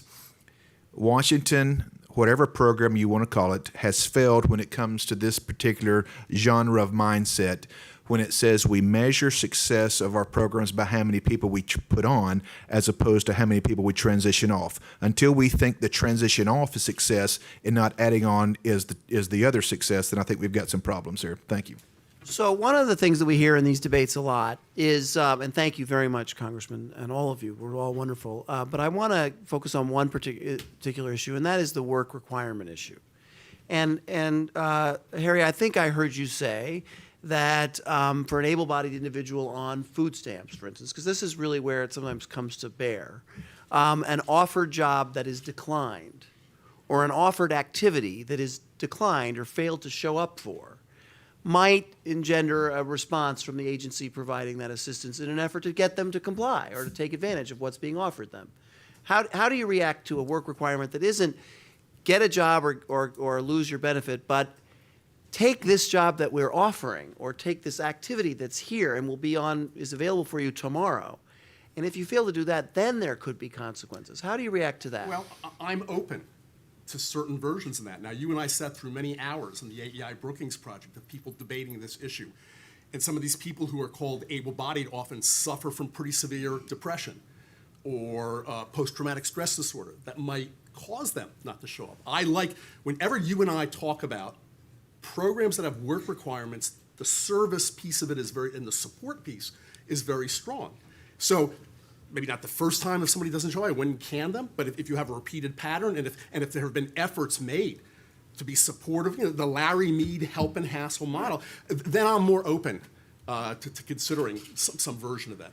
Because I would say that in the experience that I had in New York City, where we really pushed SNAP or food stamps as a work support to supplement low wages in households where the wages weren't enough to make them rise above a poverty level, that was a good thing. But then it turned out that many, many, many able-bodied adults, working-age adults, not disabled, recipients of food stamps who we thought we were giving them work support weren't working, and they weren't on TANF, so we don't know what they were doing. And failing to address that is an issue. I mean, I'm open to that, again, as long as the supports and services are provided to go along with it. and then for you guys, so block grants or state experimentation. How do you feel about testing that kind of flexibility first? Well, if I could, I think that's what our Hand Up Act that we've written, and that's part of some of the proposals that are out there, to give that flexibility, that waiver authority, to make sure that it's not just a blanket block grant, like that's the solution that's going to be all solutions. It's about having accountability, having that flexibility. So I would say experimentation, flexibility, making sure that we watch and look for the unintended consequences that we're dealing with, because this is complex. It is not as easy as black and white, because each case is unique. That is something I have learned in the time being in this area, and also as a person seeing this firsthand. Each family situation, each individual situation is often very unique, and a one-size-fits-all is not going to work. And I'd like to have the microphone brought over to our participants from community-based organizations, because I want to follow up with a question on that. So is the microphone coming in that direction? Thank you. You all talked about federal programs that were a little amorphous to you. You weren't sure how they were working or where the money was going or why they weren't coordinated or working successfully together. But people who work in any poverty programs in Kentucky or North Carolina or in New York do know what the food stamp program is. I mean, you know what that program is. If Washington decided in your state to use that funding source as the way to give states greater flexibility, in other words, instead of allowing the federal government to provide that benefit through the food stamp EBT card, but instead gave it to the states and your programs to find a way to use that money to holistically service the clients you serve, would that alarm you? Dean, you go first. I had to ask. You mean to eliminate the food stamp Yeah, program? they would take the food stamp program away and take that money, Take that money. take that That's what I money, understand. and instead give it to your state and said, you guys, you can give them your version of food stamps, but you could also give them a work program, or you could give them an earnings supplement, or you could do an alcohol and substance abuse program with this money. Gee, this is like, have you stopped beating your wife yet? I mean, you can't get the answer. Sorry. The thing here is, I think to just pick one thing and cut it off like that, I would not agree. And the reason being is, I agree with the flexibility, I really do. But, I mean, that's a super important program, and to just pick one and cut it out and then delve the money out. I think we've got a lot more complex problem here than picking one of those things. I can pick any one program. Anybody in this room can pick a program and say, oh, this is crazy, we're spending this money, it's stupid. And that's fine. But this has got to be a lot bigger than that. Holistic, Roberta referred to the holistic. You know, we have got to go to at least two-prong attack. One, we've got something to deal with today. I don't have a job, I can't buy my shoes, the example's given. But the other part is we got to look in the future. We got to fix our education. We got to make sure these kids are getting educated, no matter what it takes to get them educated, so that when they're 20, they're not there. So that's what I think about. Odell or Roberta, do you want to comment on that?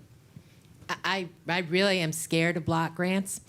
And New York is one of the largest bureaucracies in the country, probably. And when New York gets a block grant, the first thing it does is fill in the cracks of its bureaucracy with the block grant to keep its bureaucracy intact. And then the dregs go down.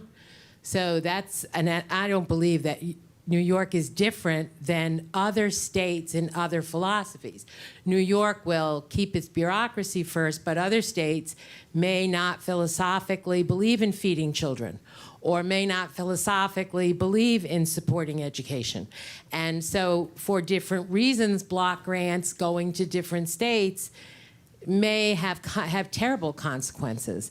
And I think that food and housing and these issues, when I talk holistically and the need for flexibility and for more integration between the services, but I'm not dead against block grants, but I think that they need just unbelievable oversight, unbelievable accountability.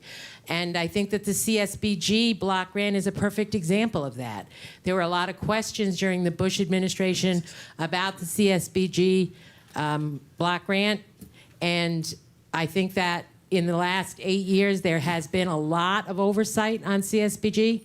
Same thing with Head Start. Head Start was questioned during the Bush administration. And I think Head Start is one of the most phenomenal programs in the country. I think that people have no idea what these children are coming to school with, or what they would be. If you can take the children who have lived in 5 generations of poverty and tell me that when they're in the 4th grade, they are equal to other 4th graders, you have performed a miracle. Odell, did you want to comment on this? And then I got a couple others. You guys okay? Yes. Everybody okay up here? Okay. Just real quickly, even though the trends are alarming, and I don't think that if we look at the trends, the national trends, we could keep it up, I would say no to block grants to the state. But what I will say yes to, when we look at the Department of Labor, when you start looking at getting people in internships, you know, a lot of times the employers, when I talk to them, the job creators, they're like, Odell, we love what you're doing, but we don't want to take the risk as it relates to someone actually coming into our company and all of a sudden now all the Department of Labor rules and regulations apply to them. We understand how to relax those rules when it comes to the academy. People do internships there. We understand how to relax those rules when it comes to interning in the hospital and the medical field. Mm-hmm. So we can go in and change that legislation or tweak that legislation so that the employer who create jobs, federal government don't create jobs, will be able to kind of minimize the risk, so that if they give someone a chance to intern and it doesn't work out, now they're paying unemployment insurance. Nothing against unemployment insurance, but I'm just saying, come on now. Let's look at it from that perspective. Those are things we can do to help. Thank you. So now, Harry, you want to follow up, but I did want to ask you a question about the TANF and the disconnected moms. You know, they're all on SNAP. That's where they are. They're not really disconnected from government assistance. They're disconnected from cash assistance. Right. So, and then their avenue to assist them might not be to change the cash program, but to alter the food stamp program, because they're right there. We know where they are. I could get a list of them if I wanted to and go track them down. I don't know how many of the disconnected moms are actually on food stamps. I'm sure it's a significant number. But let's look at the experience with TANF, which is the ultimate block grant program. And part company with a lot of Democrats, I think TANF certainly did some good, especially in the first 4 or 5 years when the labor market was really strong, because it's a program that assumes a very strong labor market. And when the labor market got less strong, it didn't do wonders. And again, I don't believe the problems with TANF today are because Obama gutted the work rules, which is a direct quote in your report. There's other things, but one thing we have learned about TANF, and I recommend folks the Hamilton Project at Brookings, which to me is a very centrist outfit, had a program about a month or two ago on potential safety net reforms. There was a very good paper on TANF, talk about the pluses of TANF and the minuses of TANF. And what they found is, in some ways, the flexibility has been abused by some states, much along the lines of that Roberta said. That states spend a lot of this money on things not even remotely related to the poor. And so one of the recommendations that came out, and nobody wants to get rid of TANF. We want to keep the good that was accomplished, but still build in the safeguards and the appropriate oversight to eliminate. And one of the arguments was maybe there should be some rule that says some amount of that money, maybe half of the grant, should be spent on what they called core support, which is cash assistance, childcare, and things of that nature. But that's, I think, what we ought to be talking about here, not as if flexibility is the be-all and end-all. Let's look at the failures as well as the successes of flexibility and try to come to a middle place that has the benefits and doesn't, without so many of the costs. Right. In partial defense of the report on work requirements, there's the letter of the law and there's the spirit of the law. And I think there's a sense among people who worked in social services programs that an emphasis on work requirements has not been a high priority of the Obama administration. And that comes through in its TANF administration, and it comes through in its administration of other social services programs that don't have them, and they're not interested in bringing them into play. But I had another question about EITC, but did you want to comment? Because I want to press you guys on IRS. Could I just touch on the work requirement, work incentives, and the issue raised by Professor, perhaps the labor market is not in a place, perhaps an economic downturn, to accommodate additional jobs. One bit of anecdotal response to that is that there is a paradox in our labor market where you have high unemployment or low labor participation. The unemployment rates come down, but high labor participation, historically high labor participation problems.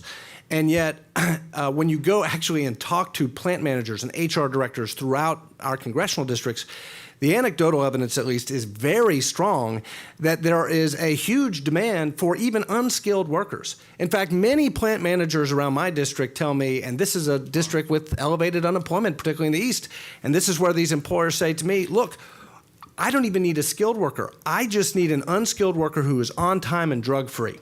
That's what I need. And so I think a little bit of that is overblown. I think there are jobs available, but there is a labor market paradox there. Also, remember what our report says. We focus on able-bodied, non-senior citizen age folks for the work incentives. And frankly, I believe, as the brother of a disabled sister, that the disabled can contribute meaningfully in our labor market, and we ought not say that they cannot.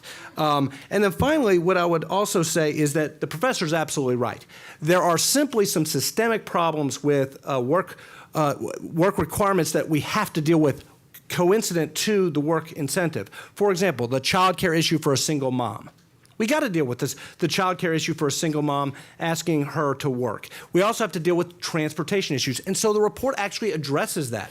We actually talk about portability of vouchers so that people can escape low-income neighborhoods where there are no jobs, take a voucher to a place where they can actually get to work. Angela, you want to pipe in on the labor force Well, yeah, issue? just really quickly, and I mentioned this earlier, but it's worth emphasizing. I mean, the vast majority of poor working age people are not even looking for work. So they give reasons for not working, that's illness or disability, and home and family responsibilities. And it may be that they've given up looking for work because they're frustrated in the labor market. But when I hear, things about, we have a mismatch in jobs, or there's just not enough jobs available, I think we're really missing the point that there there is a lack of even looking for work, and we need to address those issues if we hope to get more people to work. But Angela, you would also agree, and I think actually all three congressmen would agree, that a lot of the people who don't even show up in those surveys are men with criminal records who have faced huge barriers because there's enormous evidence that employers don't want to hire someone with a criminal record. And if they're in arrears on their child support, they sometimes have incentives not, and we've talked about that. Yeah. But sometimes, so there's different problems. Or if the mom, again, has a substance problem, which many people do, TANF doesn't get rid of that, or post-traumatic stress disorder or depression, and there's evidence that large part, that could be, But the point not is looking that for work there- doesn't. it's not an absence of opportunities, it's an absence of people moving to take advantage of those opportunities. There's an absence of there are low-wage jobs available. A lot of people left this labor market because they looked at those low-wage jobs and found them unattractive. They veered off the path. They didn't get married. They dropped out of the labor force. Some of them Right. developed something. It's a complex problem, but it's not either or. We just have to kick them in the butts and get them back in. Is not. Congressman, any one of the three of you, one thing it appears we all agree on is that there's a inappropriate or improper payment ratio in the Earned Income Tax Credit, which is our largest anti-poverty program. Food stamps and EITC are 1, 2, depending on the year. $70 billion a year, 20%, 18% improper payment rate. It does reward and incentivize work, and so many conservatives and Republicans like it. If the IRS came to you and said, we can fix this, but you need to fund us so we can do the things to make sure we don't send these payments out to the wrong people for the wrong reasons, how would you respond? Well, serving on Ways and Means, who has direct oversight and knows the IRS commissioner, had him in my office numerous times, I think there would be an appetite for that conversation.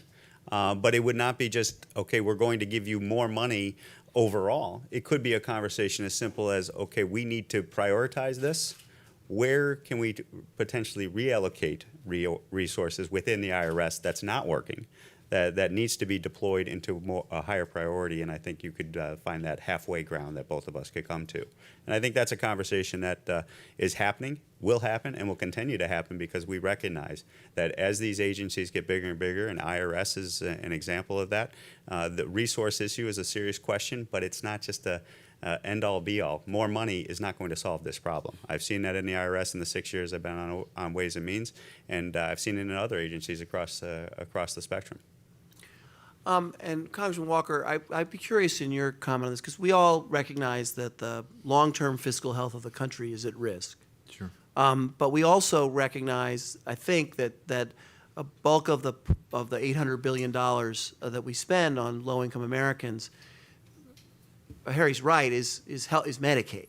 And so the healthcare world takes that in payments to providers and payments to managed care plans. And I wondered how you react to that desire to find ways to spend more in some things, but less in other things that are less efficient, and the total spending on programs for the poor remains about the same.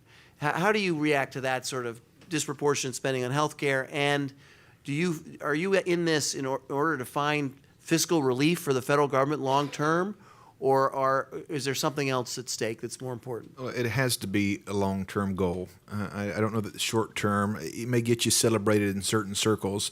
One of the reasons that we were a strong proponent of repeal of the SGR was look at this long term when it comes to some of our health care options there, the CHIP reauthorization program, some of those things there. We felt like that was giving us a long term, first, in my opinion, reform entitlement that we've talked about a long time around Congress. I think that's very crucial to look at this from a long term perspective, whether it's on the health care side or Medicare side, or whether it's on the particular issues that we're talking about today. I think it's the easy trap sometimes is to take the quick solution. And there are times, but let me also say this: the reason my fellow congressmen are here with us today is to talk about some of these tough issues. These are not sexy issues. These are not issues that are quick, easy fixes. And I commend my fellow members here of longer than I have been in Congress, being willing to tackle something that is a very difficult issue. It's very easy to make other issues kind of the limelight, the one that gets the top of the storylines, the ones that's featured on the different talk shows. But these are issues I feel like long-term have to be resolved. And I also will say the people that are going to be the ones resolving this are people who love genuinely the people that we have a chance to represent. And I don't want to be cliche or cheap when I make those comments. If there's not a genuine heart and tone and spirit, then we don't accomplish anything long term. And not to use this term too much, not to be blunt, back to what we said earlier today, to challenge that the tone and spirit among the panel is inappropriate or is not one that's I don't believe, and we can let certainly the reporters or the audience decide at some point that this has been an overly partisan shot from the panel here. I believe it's been one that's gone right down the middle. Were there comments made as far as this decision or that decision made by some in the past? Yes. But nobody is up here bashing the left. I'm not even sure the word Democrats was used a single time by any member here on the panel. So I want to make sure in the closing time that I had a chance to also address those. We're coming at this from the right heart, the right tone and spirit. We're looking for solutions. We work in these environments. We're back in the places there, seeing the poverty, seeing whether it's urban areas or whether it's rural poverty. That's something that's important to all of us. Well, it's worth noting that the data shows that all three of your districts have portions of them that are really struggling. I mean, and not getting better. So that would motivate a member of Congress to want to address the issues that their constituents are facing. All right, so I'm now going to open it up for questions from the audience. We've got about 15 minutes, and we like a good. Now, here's the rules about questions. We like questions. We don't like statements. Brief comment, preface, and then a question, and then one of us, or any of the panelists can address it. So let's get some hands up. Where do we got a question? Okay, right here, right there, in the white. Hi, thank you all for being here today and having this discussion. It's really empowering. I am from South Carolina, and it's very good to see this conversation going on from both sides of the aisle. So briefly, I wanted to give an example and then pose the question to you. Early on in my career, I worked in transitional housing and was out to save the world. And through that experience, I worked with a lot of individuals who we worked with them to do job training, to get them the skills that they needed. And one example of that was a woman who had come into the transitional housing, was doing very well, went through job training. We found an apartment for her. She got to the point where she was offered a raise and promotion. But if she took that raise and if she got that promotion, she would lose every benefit that she had. So instead of moving forward, which would have actually been a loss to her, she got fired, she lost her job, and went back to square one. So I'd be curious to see, and would almost venture to say that a large majority of the folks who you see who don't move forward may find themselves in that same situation. So I'm curious as to how the policies that you're looking at might address the gap between those folks who, the reality is, especially in South Carolina, that minimum wage jobs may be the reality for some, right? So where they can get, how do we build supports for them? How do we bridge that gap between dependence and independence so that we're not incentivizing people to go back to square one? And last question is, how do you help states use earned income tax credit to do so? Okay, so this is a major issue in the public policy discussion of the proper calibrating of benefits so that you're always better off by taking the higher paying job or the additional hours. And so I want the members to go first on that issue, and then I'll ask Angela and Harry to pipe in as well, and I might make a comment myself. So, Well, I won't speak for my other two members, but our thought process on this, our commitment, is this has to be a shared type of solution. By that I mean a shared solution between the taxpayer and the individual. So that when you have these cliff effects that are going out there, and we did a lot of work on the Disability Trust Fund in our office over the last couple of years, and we worked with the disability community. And essentially, your message that you articulate is exactly what often the individuals hear. As they go into the offices, as they go into the program services offices, they hear, if you do well, you will be penalized. And what we have to do is we got two tools. We essentially have two tools in government, in my mind. You have the market pressure, you have government mandate. And what I'm looking at is by having a shared 3-to-1 glide path, for every $3 earned, $1 you keep, $1 goes back to the taxpayer, or whatever the ratio could be, and we can have an argument and discussion about that for hours. But I think sharing that incentive makes sense to me. Not a cliff effect, the cliff where if you go over the cliff, you lose dollar for dollar. That makes sense on a top level perspective, but when you actually live it, see it, and dive down, sharing the results of that positive step forward, I think sends the right message to the people that are on the benefit. You're working, you should be able to keep some of that you've earned. But the taxpayer also should share in that savings as it goes forward. And you could come up with a solution, I think, in a relatively easy time if you take that approach. Yeah, in about 15 or 20 seconds, I can say it really quickly. No transitional program should create a cliff environment for the recipient. In other words, any program that we're instituting, there should be no penalty for that person to begin for that upward mobility process. If there is, it's a huge deterrent, and probably when we look back, we'll realize it doesn't have much success.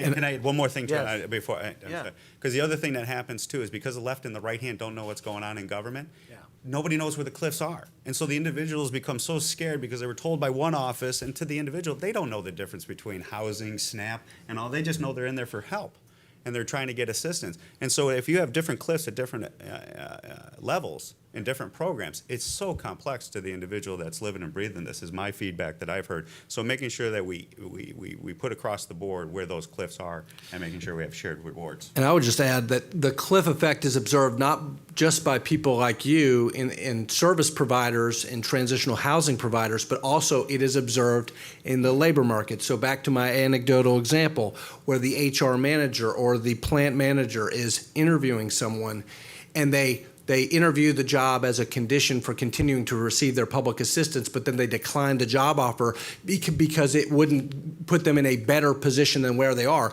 Their comment to me, this is verbatim from multiple employers in my district, we are paying people to not work.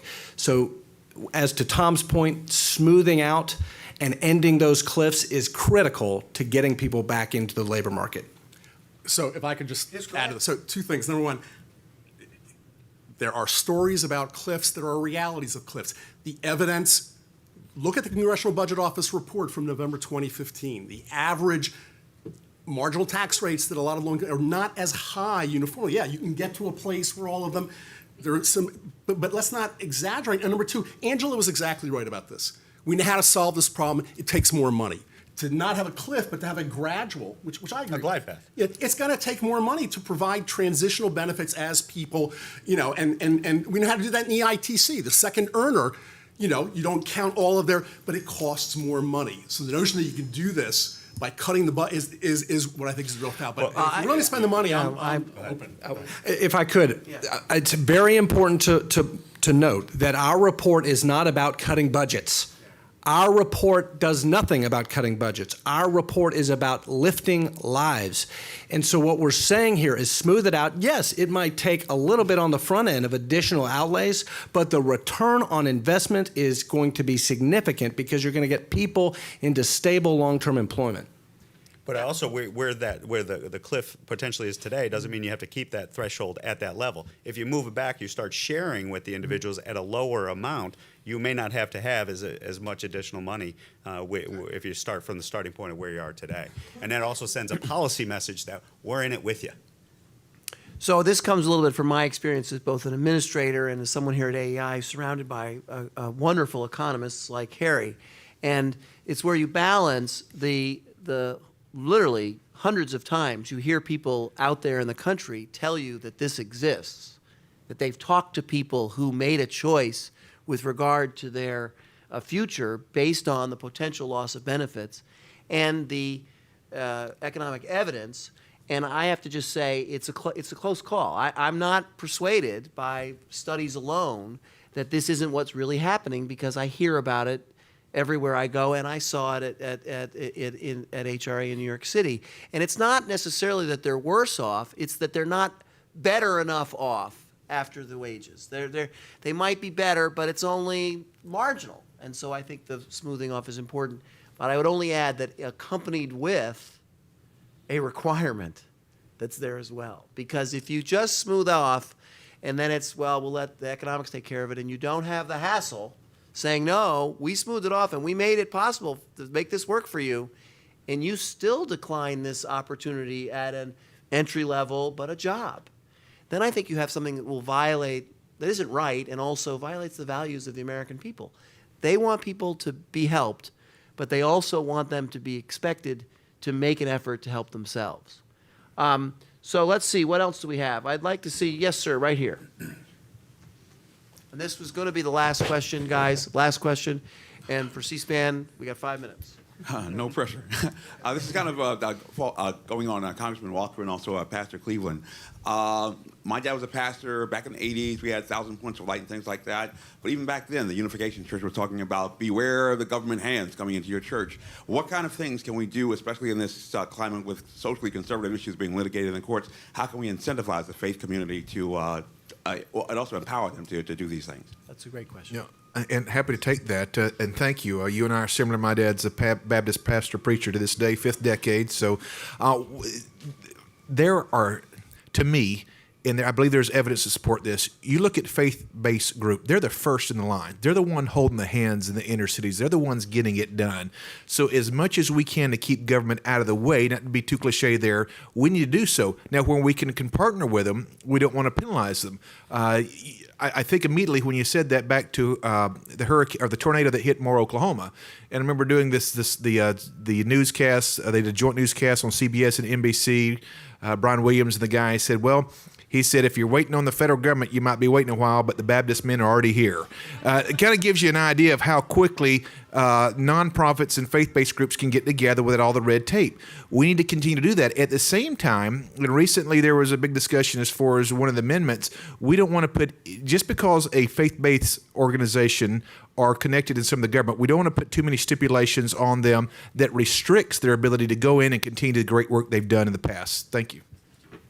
So I'm going to now, does anyone have anything they wanted to say they didn't get to say? Sorry. Imagine that. I am likely the only Democratic political appointee in the room, and there's a lot of things to be said. Look, Well, I worked for Michael Bloomberg. Okay. So He's not a he Democrat. was sort of in between. Okay. So I All just right. want to Fair get that enough. out. Fair I don't enough. want anybody to think I misrepresented myself here Fair at enough. AEI. Look, what's the right way to think about this? And Congressman Walker said, it's not by how many people get on, it's by people getting off. That's the measure of success. I want to disagree with that. I don't think it's by how many people get on. It's also not by how many people get off. There are a lot of working people who, in very low-wage jobs, who need these supports. Not only need EITC, but use food stamps to get them to supplement their incomes and get their families above poverty. That is not a failure. If we help working people, that's my goal. I want people working, and I want working people to rise above poverty. And if some of these programs, and you got to deal with disincentives, but I think that's the right way. More people on food stamps is not a proof of failure. People not working is an evidence of failure. But let's think about getting people working and supporting them and getting them above poverty. Okay, let the record be shown that here at AEI we gave the last word. Congressman, I hope that you don't object to that. No, because what he said, we actually agree with. There we I go. agree with. Yeah. That's exactly, because that will set the tone for that cycle, for that child, for the children in that household, that work that's being, I got a 15 and 17-year-old. They only do like 98% of what, they only do like 2% of what I tell them to do, and 98% they watch. Yeah. And that's what they do. And that's right. what we're trying to do. We're trying to change that culture. All right, thank you all for being here. Thank you all to this really wonderful panel. Thank you. It's nice to meet you. In this discussion, there's a lot more common ground than. There really is. I agree. Let's forget that.